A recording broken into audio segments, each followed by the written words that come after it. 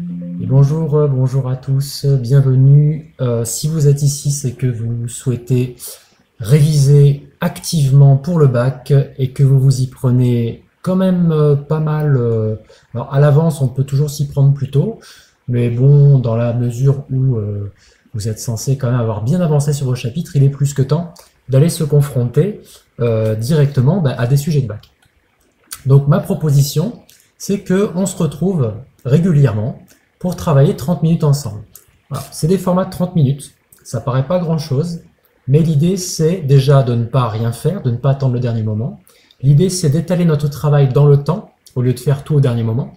Et en fait, ce qu'on va faire, c'est 30 minutes, plus 30 minutes, plus 30 minutes, plus 30 minutes, par-ci, par-là, de telle manière que par ces 30 minutes, on va y consacrer le maximum de notre attention, on va avoir l'intention de faire de notre mieux, que ce soit réussi ou pas réussi. Si c'est réussi, tant mieux. Si c'est moins bien réussi, on va essayer de comprendre pourquoi. L'objectif, c'est pas de revenir plusieurs fois sur la même chose. Si possible, c'est de comprendre pour que la prochaine fois qu'on voit le même type de sujet ou les mêmes questions, on puisse savoir réagir. Alors, ce qu'on va faire, c'est que on va étaler ça en deux modes de travail.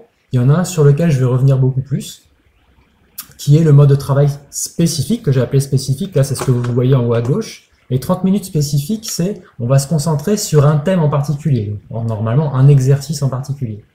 Et pendant 30 minutes, on va résoudre les questions de l'exercice et on va essayer de s'améliorer sur ce thème-là. À la fin de chaque session, on prend en note ce qu'on a appris. Il y a un deuxième type de 30 minutes qui s'appelle PERF, qui est lui plutôt de la stratégie, on va dire, d'examen, c'est-à-dire que vous allez vous concentrer pendant 30 minutes uniquement sur ce que vous êtes sûr de savoir faire.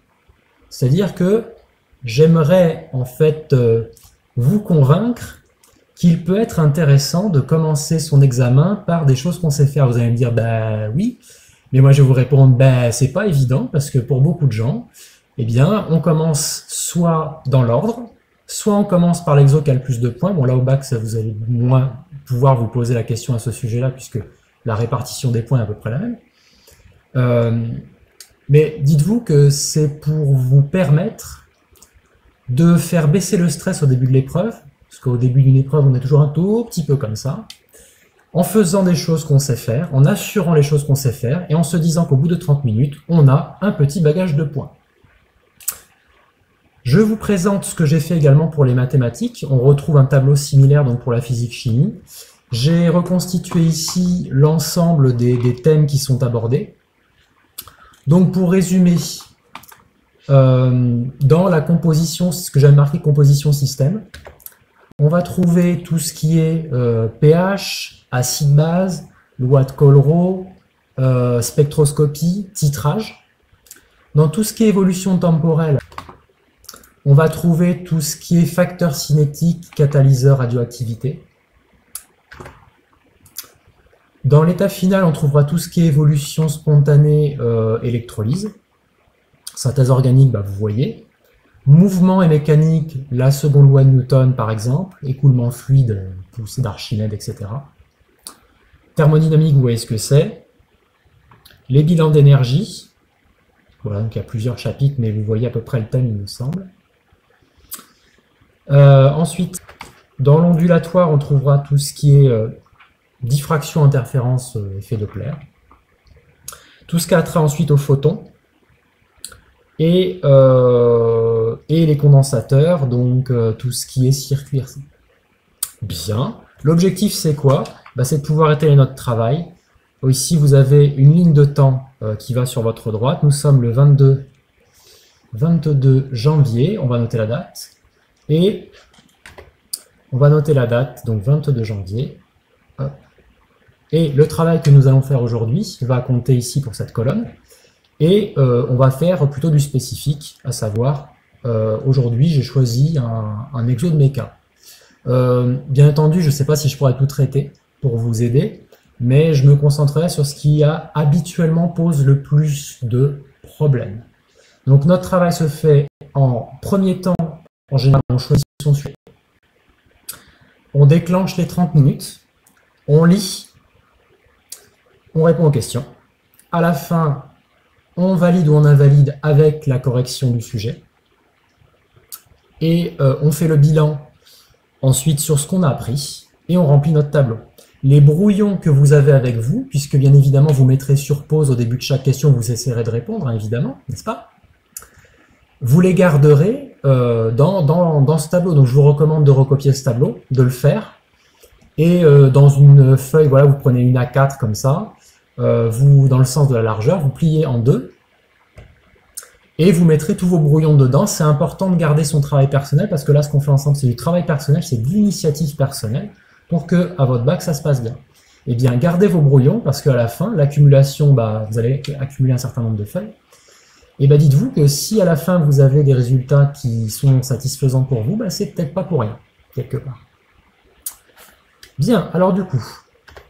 Alors oui, où est-ce que je suis parti chercher les sujets? On y va.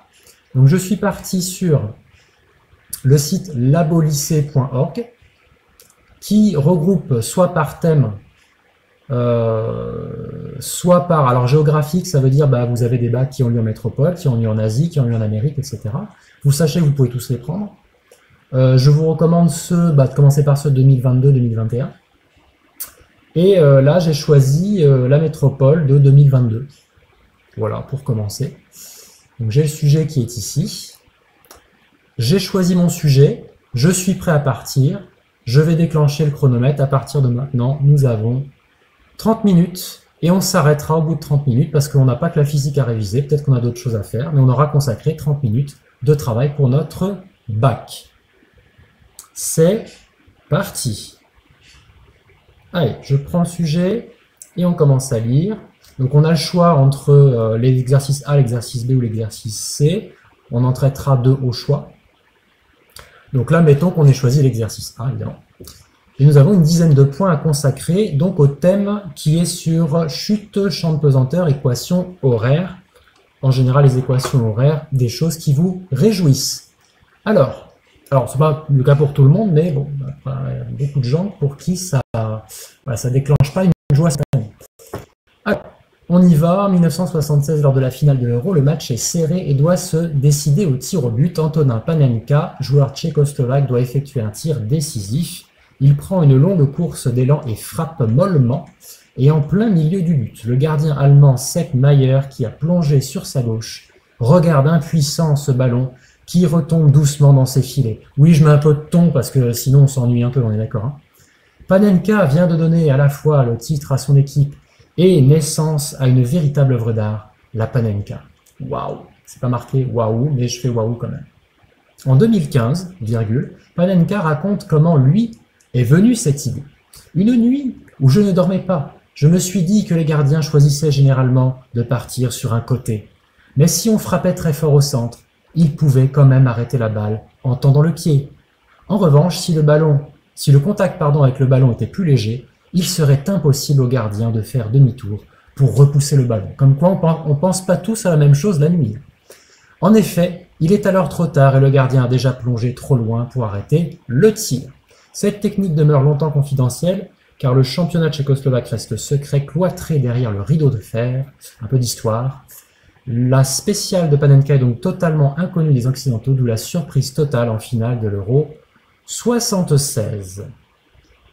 Nous avons ici une image pour illustrer. En 1, il est prêt à tirer. En 2, on voit le ballon qui passe au-dessus du gardien qui est complètement aux fraises. En 3, c'est dans le but. Et en 4, c'est dans le but et il est content. Bien.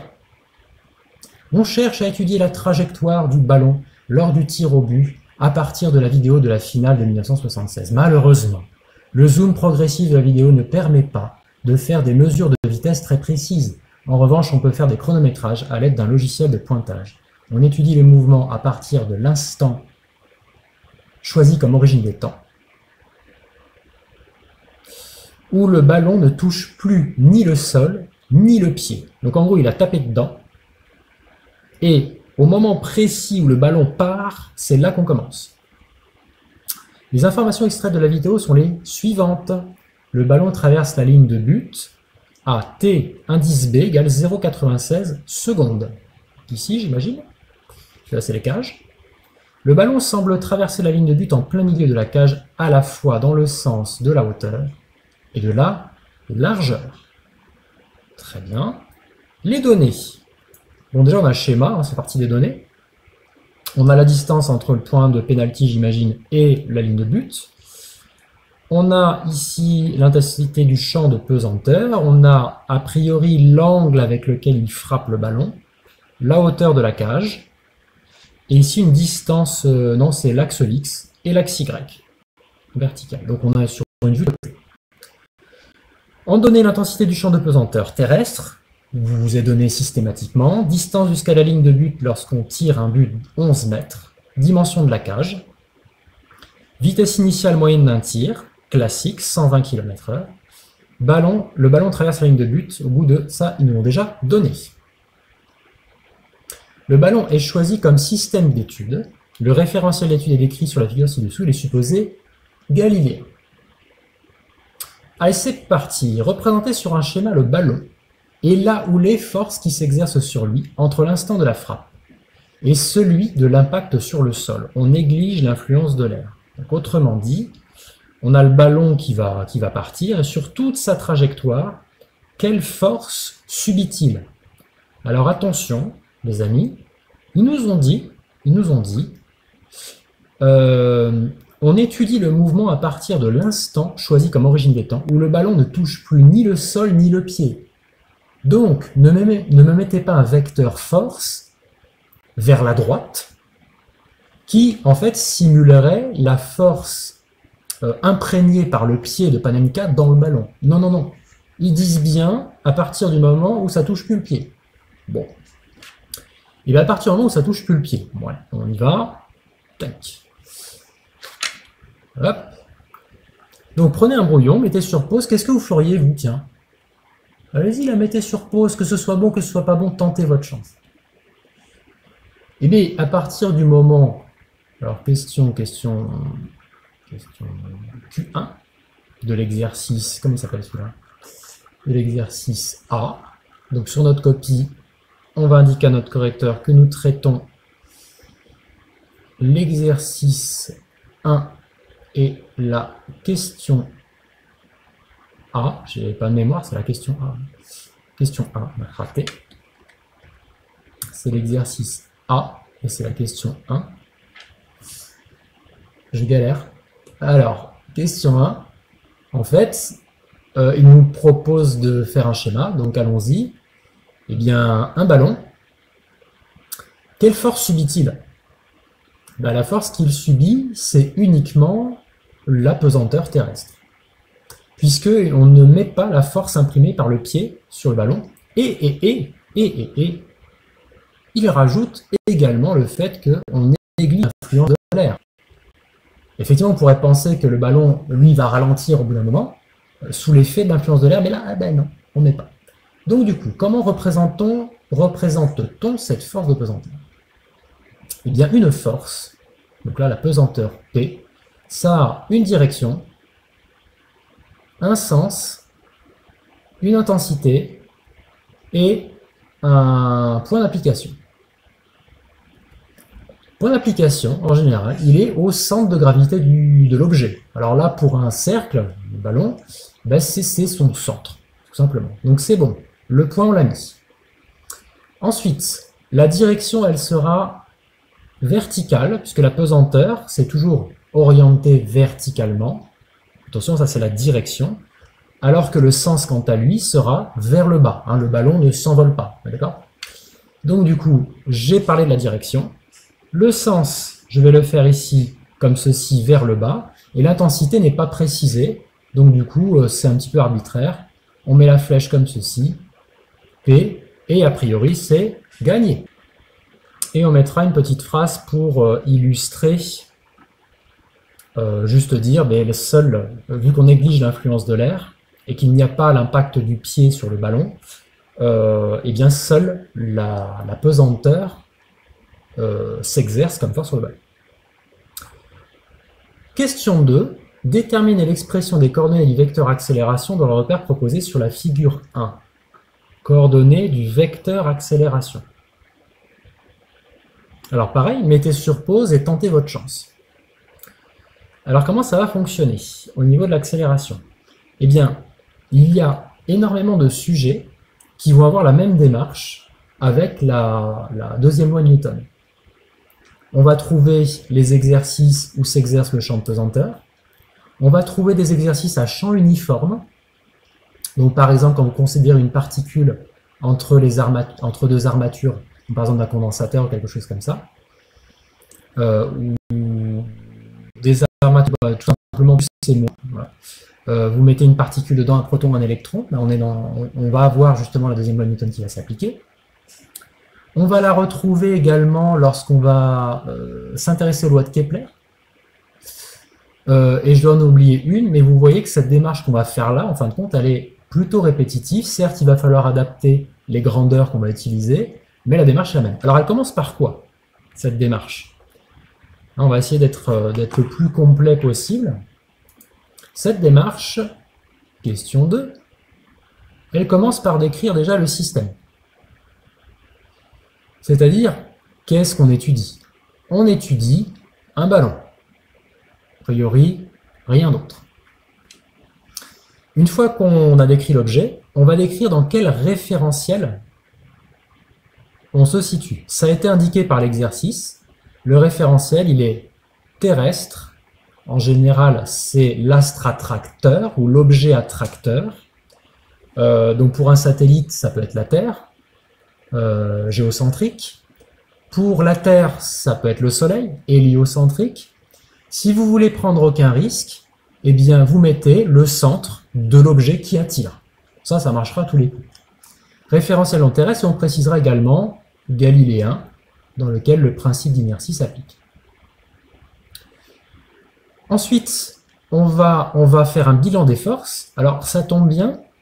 Alors les forces sous-entendues sur le ballon, ça tombe bien puisqu'on l'a fait au-dessus en fin de compte.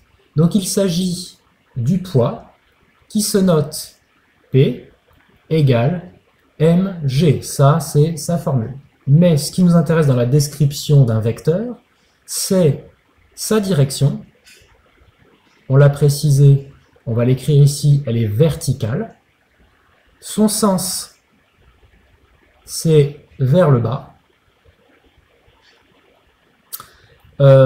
Son point d'application, c'est le centre du ballon, le centre de gravité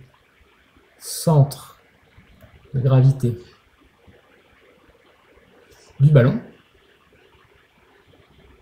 Et enfin, on a l'intensité, son intensité. Qu'est-ce que c'est? C'est 100 vecteurs, c'est la norme en fait du poids, du vecteur poids qui donne P, qui vaut mg 100 vecteurs. Là, on a bien décrit nos forces, enfin notre force en l'occurrence. Et ce n'est qu'à partir de ce moment-là, quand on a fait les choses à peu près proprement, qu'on peut énoncer, d'après la deuxième loi de Newton,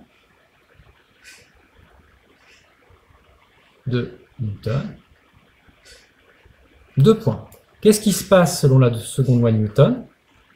Eh bien, la somme des forces qui s'appliquent sur le ballon, la somme des forces extérieures qui s'appliquent sur le ballon sont égales à la masse du ballon, sous-entendu, fois l'accélération. Accélération du ballon. Alors, ceci équivaut à écrire que la somme des forces, c'est quoi on l'a décrit, c'est le poids, c'est la masse fois l'accélération.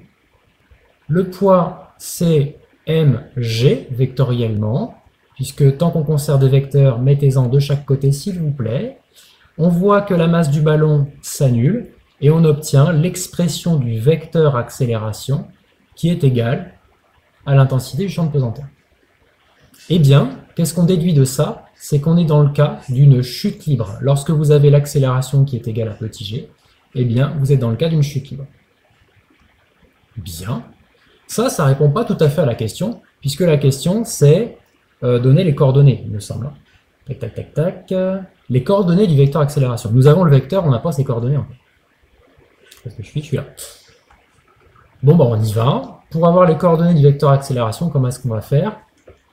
Eh bien, on va écrire que le vecteur accélération, on est dans des équations horaires, donc en fonction du temps, eh bien ça va donner quoi? Une parenthèse, on va écrire en vertical la coordonnée suivant, alors les axes c'est x et y, et on va s'interroger en fait sur comment est-ce qu'on va appliquer ce vecteur-là. Alors parce que en fait il s'avère que G, on a une proportionnalité entre le poids et G. Donc du coup ça veut dire que ces deux vecteurs ont même direction, même sens, même point d'application. Autrement dit, G, il va dans le même sens, même direction, j'ai dit quoi? Même point d'application que G. Eh bien regardez, il s'avère que dans ce qu'on a trouvé dans la chute libre, on a l'accélération et G qui sont égaux. Or, deux vecteurs sont égaux s'ils ont même direction, même sens, même intensité, même application. Et donc du coup, l'accélération également, en fait, suit finalement le mouvement. C'est une expression. Or, notre paire, il est comment? Il a y verticalement vers le haut et x horizontalement vers la droite. Alors regardez ce vecteur, pour l'accélération, c'est la même chose, eh bien, on voit qu'on n'a aucune composante suivant x. Comment on va noter ça? Eh bien, la coordonnée suivant x est nulle. Qu'est-ce qui se passe suivant y? Eh bien, suivant y, on a un vecteur qui est effectivement vertical, qui est orienté dans le sens opposé de l'axe y, de la direction donnée par y, pardon, et qui a comme valeur g. Donc du coup, nous avons AY, qui est l'opposé de la direction imprimée par Y, et de valeur G. Là, nous avons donc exprimé les coordonnées de l'accélération. Allez, on est à un quart d'heure. On continue, montrer que les équations horaires du mouvement sont les suivantes. X de t égale V0x fois t, y de t égale moins 1/2 de gt carré plus V0y t. Alors, c'est parti. On y va, et avec le sourire. On a trouvé à l'instant que l'expression de l'accélération, c'était ax égale 0, ay égale moins g. Donc on va indiquer à notre correcteur, donc question suivante, la 3, si je ne m'abuse. Question 3. Qu'est-ce qu'on sait? Bien d'une part, première étape, on sait que l'accélération, c'est la dérivée de la vitesse par rapport au temps. Donc du coup, on va faire la primitivons a de t. Donc on y va. Si on primitive a de t, ça veut dire qu'on va se poser les questions suivantes. Donc on a pour rappel a de t qui vaut ax, ay, 0, et on a dit moins g. On va proposer pour v de t dans un premier temps. Qu'est-ce qui, quand je le dérive, donne 0? Ce qui, quand je le dérive, donne 0. Donc là, on a vx. Et bien, en fait, c'est une constante que je vais appeler C1. Qu'est-ce qui, quand je le dérive, donne moins g? Donc moins g, mettons que moins g, c'est moins 10. Donc quand vous traitez des fonctions, comment vous faites pour obtenir, par exemple, un nombre comme ça? Pour obtenir un nombre comme ça, il vous suffit de rajouter x. Enfin, multiplier par x, pardon, pas rajouter x. Si effectivement vous dérivez ça, vous allez obtenir moins 10. Sauf que là, notre variable, c'est pas x, mais c'est t, et moins 10, c'est pas moins 10, c'est moins g. Donc du coup, ici, pour obtenir notre valeur de constante moins g, on aura moins g, t, mais attention, on veut toutes les solutions possibles. Donc, il s'avère que si on ajoute n'importe quelle constante et qu'on la redérive, ça donnera de toute façon 0. Mais on est obligé de le mettre. Là, ici, on est à la fin de notre première étape. Deuxième étape, on va s'intéresser aux conditions initiales. Aux conditions initiales, c'est s'intéresser à ce qu'il se passe lorsque t est égal à 0. Donc, on va aller regarder, déjà d'une part dans notre équation, qu'est-ce qu'elle devient si jamais on met t égale à 0. Donc pour rappel, Vx, c'est Vx de t Vy, c'est Vy de t. Ce sont des fonctions du temps. D'accord? Donc si je remplace tous les t par 0, qu'est-ce qui se passe? Eh bien, je vais avoir V de 0, ça va être Vx de 0, qui va me donner, là ici il n'y a pas de t en fait, donc du coup ça reste C1. En dessous on a Vy de 0, ça fera moins g fois 0, puisque je remplace ma variable t par 0, moins g fois 0, 0, plus C2 qui n'a pas de variable t collée à lui, donc du coup il me restera C2. Ensuite, je vais voir dans l'énoncé. Dans l'énoncé, on va aller voir ensemble, on me dit quoi? On me dit, eh bien, à 0, V0, c'est la vitesse initiale imprimée sur le ballon, et bien ça s'écrit V0x, V0y. C'est les seules infos que j'ai au départ.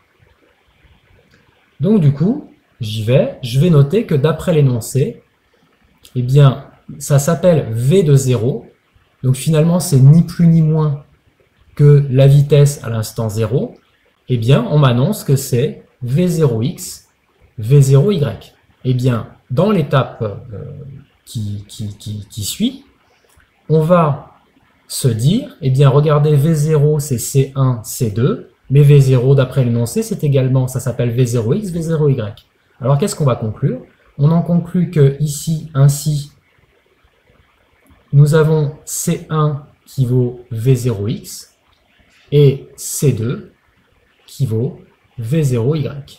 On n'oublie pas en troisième étape de dire que, en conclusion, l'équation horaire de la vitesse, c'est donc Vx qui vaut C1 qu'on a trouvé comme étant égal à V0x et Vy qui vaut moins gt plus C2 moins gt plus C2, on a dit V0y, V0y. On en a fini avec l'expression de la vitesse. On est passé de l'accélération à la vitesse, et maintenant on reprend la même démarche pour arriver à la question posée. Donc on va appeler, donc là ici c'était pour la vitesse, voilà, tchac.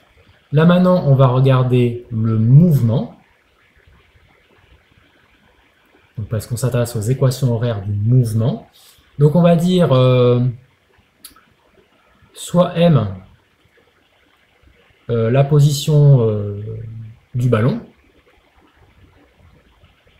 voilà, on va l'appeler comme ça. On sait que, regardez, ça va être quelque chose de très similaire, on sait que quoi? On sait que la vitesse, cette fois-ci, c'est la dérivée du déplacement du ballon par rapport à l'origine, ce qu'on appelle d de OM, par rapport au temps. Eh bien, nous allons primitivons V de t. Alors, on y va. Qu'est-ce qu'on a comme expression de départ? En fait, c'est juste au-dessus. Et on va se poser exactement les mêmes questions.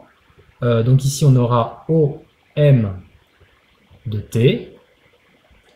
Suivant x. Qu'est-ce qui, quand je le dérive, donne V0x? V0x, c'est la valeur donnée à la vitesse suivant l'axe x. C'est une constante.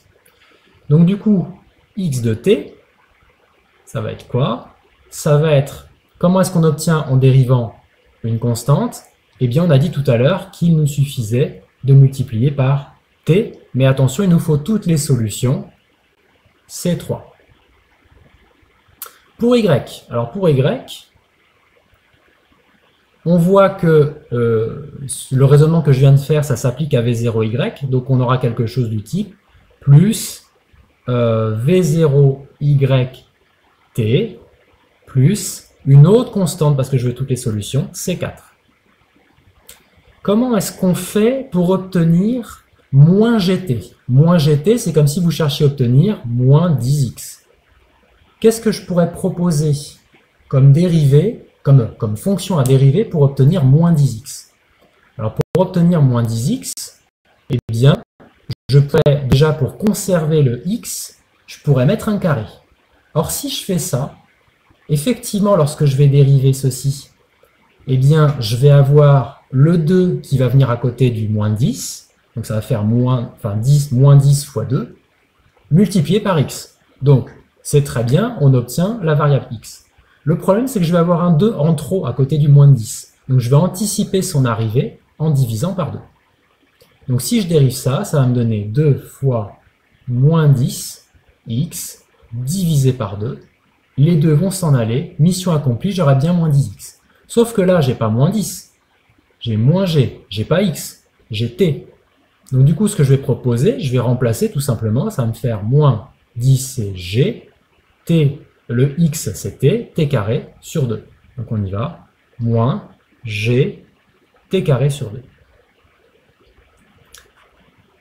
Ça, c'était l'étape 1.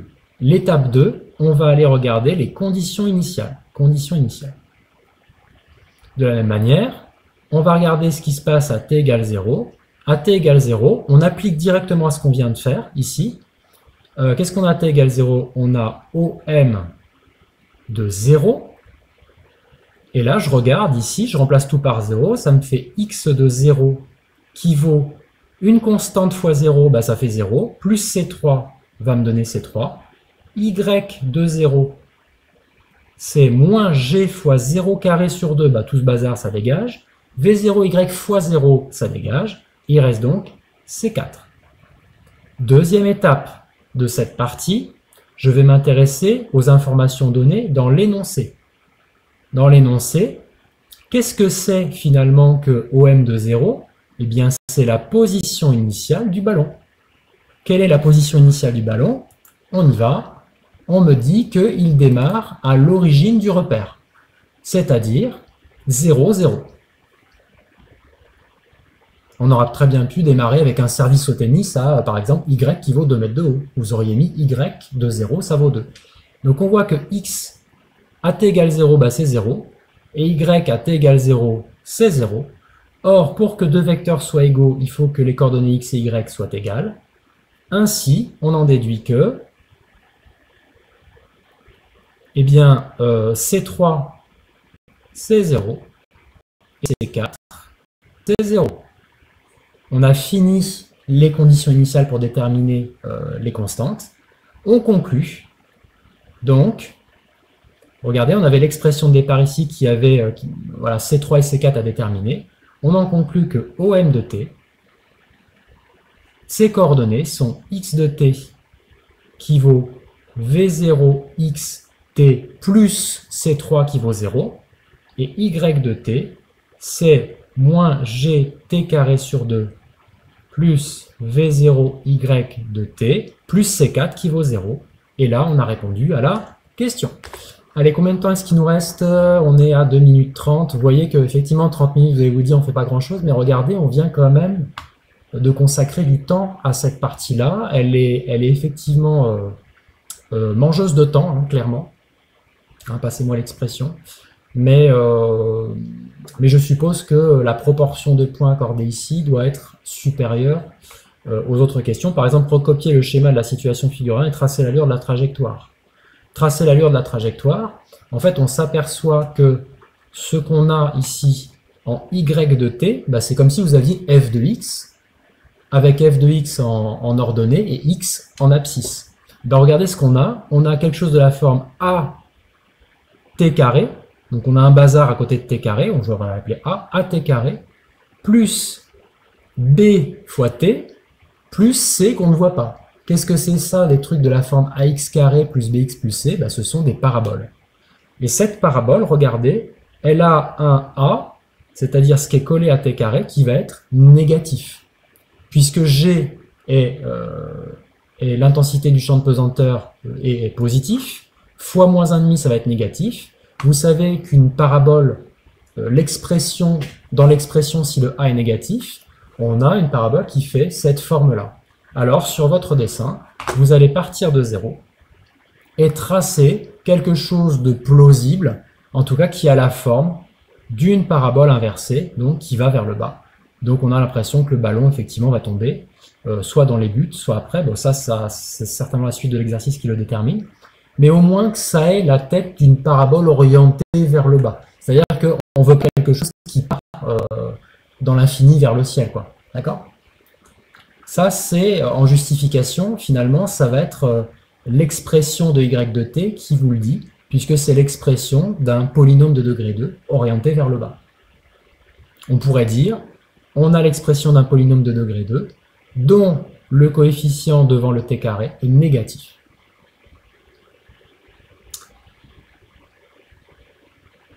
Je pense qu'on va être limite pour pouvoir continuer, mais c'est aussi ça l'objectif, hein, de voir qu'en 30 minutes, ben, on ne peut pas tout faire. Et là, on a abouti aux 30 minutes. Là, vous, ce que vous faites, eh bien, si vous n'avez pas terminé une question, ben, écoutez, finissez-la. Mais si jamais là, bah, vous aboutissez comme moi à fin de question 4, eh bien, on s'arrête pour aujourd'hui et on fait le bilan. Donc on fait le bilan. Comment est-ce qu'on fait le bilan? Normalement, dans ce que vous avez sélectionné comme sujet, si vous êtes allé sur Labo Lycée, faites bien attention à avoir choisi une correction qui est présente. D'accord? Que vous ne travaillez pas pour rien. L'important, c'est de valider. Et là, vous passez en revue vos réponses. Et vous allez essayer d'estimer si vous êtes dans le juste ou non. Donc, sachez que d'une manière générale, en physique-chimie, enfin même en maths, le manque de justification vous sera toujours préjudiciable. Si vous n'expliquez pas un minimum ce que vous faites, si vous n'avez pas un tant soit peu de présentation, appliquons la deuxième loi de Newton, vous voyez, j'avais mis tout à l'heure primitivons, etc. Ça paraît rien, mais ne partez pas du principe que votre correcteur va se dire « oui, je comprends ce que la personne veut faire ». Non, vous devez nous faire comprendre que vous avez pigé le sujet et que vous êtes en maîtrise de ce que vous faites. Donc du coup, ça passe par, c'est pour ça que je rédige avec vous, hein, ça passe par toutes ces rédactions qui ne sont pas superflues. D'accord? Faites attention, quand vous parlez de vecteurs, mettez bien les flèches. Il me semble en avoir oublié une, par exemple, puisque là, je vois la correction. J'ai mis VDOM. Est-ce que je l'ai bien mise, cette flèche? Je suis pas sûr. Moi aussi, je l'ai mise. Bon. Si vous avez un vecteur à gauche du signe égal, il faut qu'il y en ait un à droite. Dans les coordonnées, j'ai la question qui est posée souvent. Les coordonnées d'un vecteur, par exemple, si vous avez le vecteur AB, jamais il ne vous viendrait à l'esprit, si ces coordonnées c'est 0, 1, de mettre vecteur 0 et vecteur 1. Jamais vous faites ça. Donc c'est la raison pour laquelle vous n'en voyez pas ici, de ce côté-là. D'accord? Mettre que ces fonctions du temps, ça peut être utile, parce que vous voyez dans les conditions initiales, quand je m'amuse à remplacer par 0, bien finalement ça vous aide à vous rappeler que c'est t qu'on doit remplacer par 0. D'accord? À ces étapes-là. Vous voyez, c'est plein de détails comme ça. Bien. Donc faites le bilan, regardez la correction, essayez d'estimer où est-ce que vous en êtes, qu'est-ce qui a marché, qu'est-ce qui n'a pas marché. En fonction des explications qu'on a données, est-ce que vous avez compris ou non? Moi, j'essaierai de faire des roulements dans la mesure du possible en essayant de revenir sur ces types de sujets. Mais ce déroulé-là qu'on vient de faire, sachez qu'il va vous servir, j'en parlais tout à l'heure, pour d'autres applications. Hein, si on a une particule entre deux bornes chargées, on va obtenir à peu près les mêmes raisonnements. D'accord? Hein, vous faites du Kepler, on aura à peu près les mêmes raisonnements. Donc ça, c'est quelque chose qui a bien travaillé et assuré. Vous voyez que ça peut prendre quasiment tout un exercice quand même. Bien. En bilan, l'idée, c'est, vous de votre côté, c'est d'avoir une feuille sur laquelle vous avez marqué par exemple mécanique et de faire un petit bilan de ce qui s'est passé. Quelles sont les choses que vous ne saviez pas et que vous avez apprises dans cette vidéo? Vous voyez, par exemple, lorsque je passe à l'expression de la vitesse, eh bien, je vais procéder en 3 étapes. La première, pour passer de l'accélération à la vitesse, ou de la vitesse à la position, la première étape qu'on a faite, c'est de primitiver. Primitive plus constante, à ne pas oublier. La deuxième étape, on a procédé aux conditions initiales. Dans les conditions initiales, on remplace t égale 0 dans ce qu'on a obtenu juste au-dessus, et on confronte ça à l'énoncé. Et ensuite, on égalise les deux vecteurs. Et enfin, en 3, on n'oublie pas de conclure. C'est-à-dire, les constantes que vous avez trouvées, on n'oublie pas de les incorporer dans l'expression finale. Donc là, c'est dans tout ce qui est équation horaire. Vous voyez, c'est ce genre de notes que je vous suggère de faire. Si jamais c'est quelque chose que vous redécouvrez, dont vous ne vous souveniez plus, essayez de mettre ça sur une fiche, ça vous évitera de chercher. C'est-à-dire que la prochaine fois que vous faites 30 minutes, si vous savez que vous allez venir sur des équations horaires, relisez votre fiche. C'est pour vous spécifiquement ce qui n'a potentiellement pas marché ou ce dont vous ne vous souveniez pas. D'accord? Donc passez en revue comme ça les points qui vous ont semblé importants. Enfin, on termine. On termine par notre tableau. Donc on ne l'a pas fait pour rien, celui-là.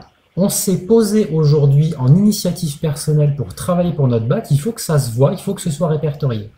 Alors comme pour les maths, là par exemple, je vais dire si j'ai fait plutôt du spécifique ou non. Donc, par exemple, là, si j'ai fait plutôt du spécifique, je sais pas, oui, ici, voilà, je vais pouvoir le prendre. Essayez de trouver un code, en tout cas, pour le marquer. Voilà, vous avez spécifiquement travaillé la méca, par exemple. Et là, ensuite, vous allez dire comment ça s'est passé. Est-ce que vous avez tout réussi du premier coup, auquel cas vous êtes vert? Sinon, pour tout, enfin, vous êtes vert. C'est parfait, quoi, enfin, la notation verte. Si vous avez rien pu faire, même avec la correction que vous ne comprenez pas, regardez de nouveau cette vidéo, j'espère qu'elle vous a aidé.